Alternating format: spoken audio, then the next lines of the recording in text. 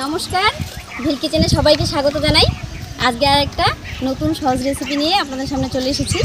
আজকে বিনস ক্ষেত থেকে বিনস তুলবো আর বিনস দিয়ে একটা খুবই সহজ রেসিপি আপনাদের সঙ্গে শেয়ার করব। আশা করছি আপনাদের ভালো লাগবে। আপনারা প্রথম থেকে শেষ পর্যন্ত সঙ্গে থাকুন।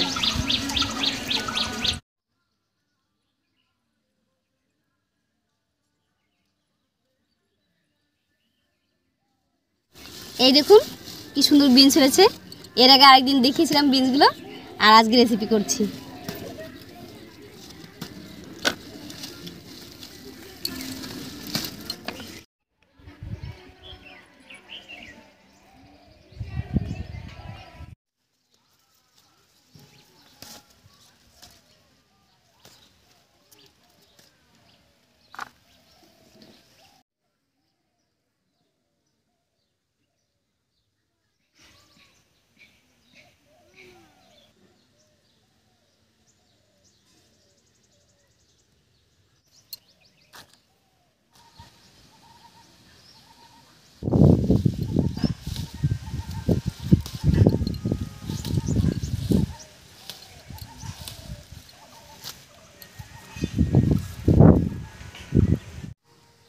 বেশ অনেকগুলোই তুলে নিয়েছি, এবারে বাড়িতে গিয়ে রান্না করব।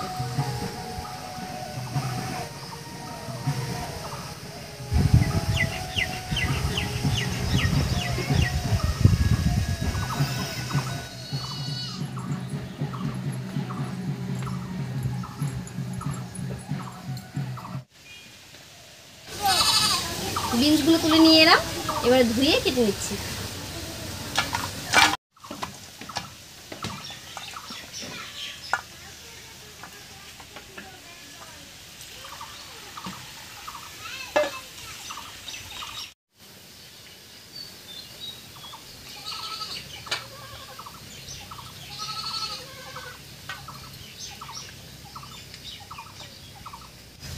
বিনসগুলো সব ধুয়ে নিয়েছি, এবারে বেশ কয়েকটা একসঙ্গে করে কেটে নেব।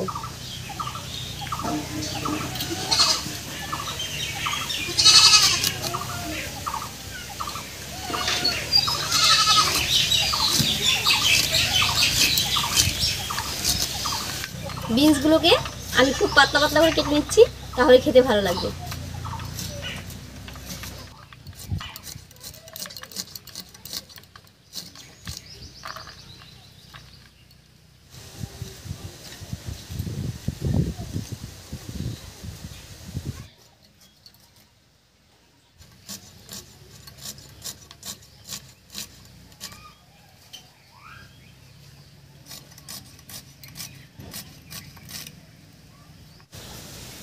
বিনসগুলো সব কেটে নিলাম, এবারে উনুনটা জ্বালিয়ে নিই।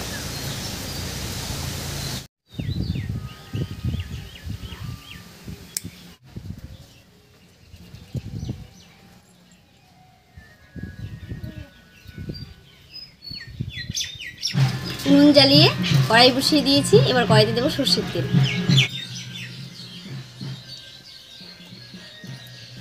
তেল গরম হয়ে গেছে, এবার তেলের মধ্যে দেবো এরকম বড় বড় টুকরো করে কাটা পেঁয়াজ।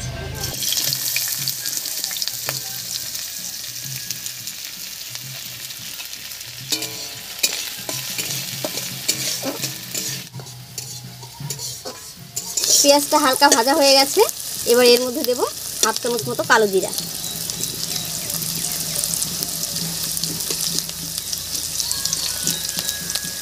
পেঁয়াজের সঙ্গে কালো জিরাটাও ভাজা হয়ে গেছে, এবার এর মধ্যে দেবো কেটে রাখা বিনস।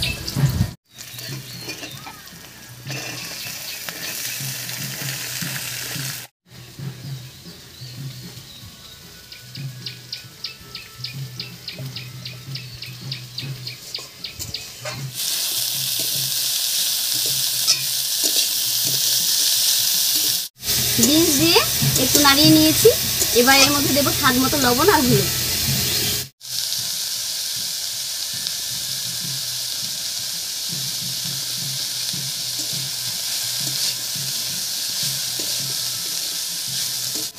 লবণ আর হলুদ দিয়ে নাড়িয়ে নিয়েছি, এবার এর মধ্যে দেবো টুকরো করে কেটে রাখা কাঁচা লঙ্কা।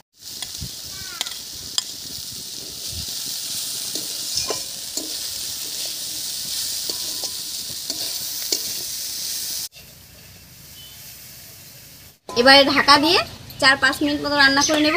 তবে মাঝে মাঝে ঢাকা খুলে একটু নাড়াচাড়া করে দেবো।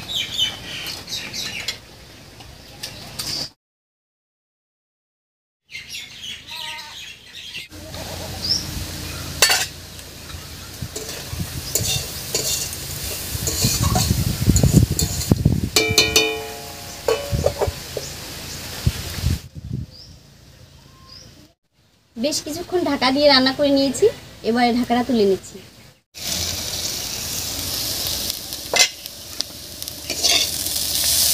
বিনসগুলো সেদ্ধ হয়ে বেশ ভাজা ভাজা হয়ে গেছে, এবারে আরও কিছুক্ষণ রান্না করে নামিয়ে নেব।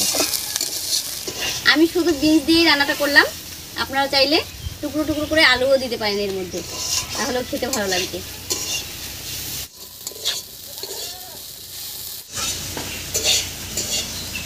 এই বিনস ভাজা গরম গরম ভাতের সঙ্গে তো খেতে ভালোই লাগে, এছাড়া মুড়ির সঙ্গে খেতেও কিন্তু দারুণ লাগে। বিনস ভাজা একদম রেডি হয়ে গেছে, এবারে নামিয়ে নিচ্ছি।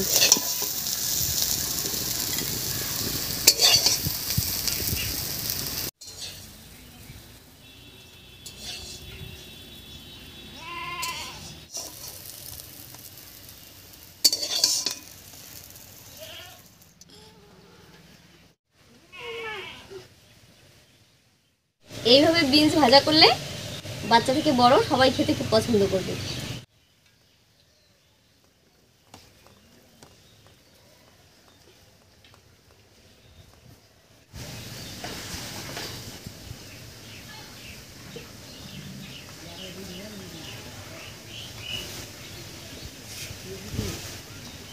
আমার কাছে দারুণ লাগে এই ভাজাটা। তো আজকের এই ছোট্ট সহজ রেসিপি আপনাদের কেমন লেগেছে অবশ্যই কমেন্টে জানাবেন। আর যদি ভালো লাগে একটা লাইক করে দেবেন এবং চ্যানেলটিকে সাবস্ক্রাইব করে রাখবেন। আর সহজ রেসিপি দেখার জন্য আজ এ পর্যন্তই, আবার কাল দেখা হচ্ছে নতুন কোনো রেসিপি নিয়ে।